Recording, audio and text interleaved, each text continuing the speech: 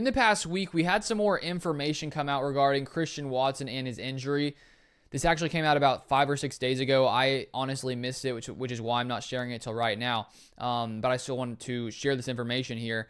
And it came out from Christian Watson's dad on X about a little bit more when it comes to how long it could be till Christian Watson returns.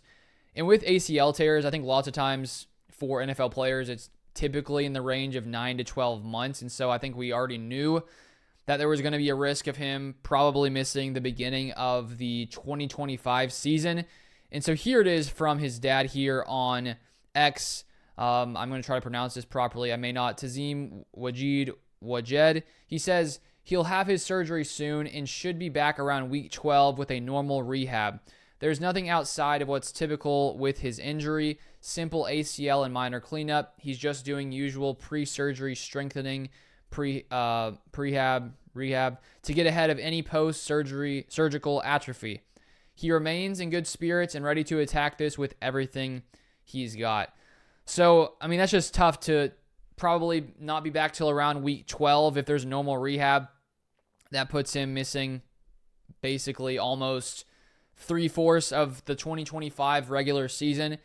And considering Christian Watson is the Packers' deep threat, the guy who can really open things up offensively, a guy who has that, 4.3, 4.36, 4.37, 40 speed, it's really hard to replace someone like that. I mean, you really can't, especially with the size of Watson. And so now when you look at the 2025 year for the Packers, and when you look at this offseason and what they need to do to try to build the best roster to have a better season, a more consistent season, a year where hopefully you can go farther in the playoffs next year, the Packers, I do think, are going to have to solve the issue of Christian Watson not being there. And as well with these ACL injuries, sometimes guys take longer. So he could technically miss even, more of the regular season. And so I think when you look at the Packers, when it comes to free agency this year, the draft, I am pretty satisfied with the Packers receivers. They need to be more consistent. I think Romeo Doubs is a solid number one wide receiver. I think Jaden Reed is a really solid slot receiver. He's one of the better players when it comes to yards after the catch. But if Watson is going to be out this long, the Packers do, I think, need to add an additional guy who has, some attributes of Watson just when it comes to being able to be a legit deep threat, a guy with the speed to take the top off of defenses. And so I think that there's probably a lot of ways to solve this. You can go free agency route, you can go the draft route, but I think the Packers need to add that kind of guy for even when Watson does come back. If he does deal with an injury, you don't want to, be one guy away from your offense just losing, a really important aspect of it.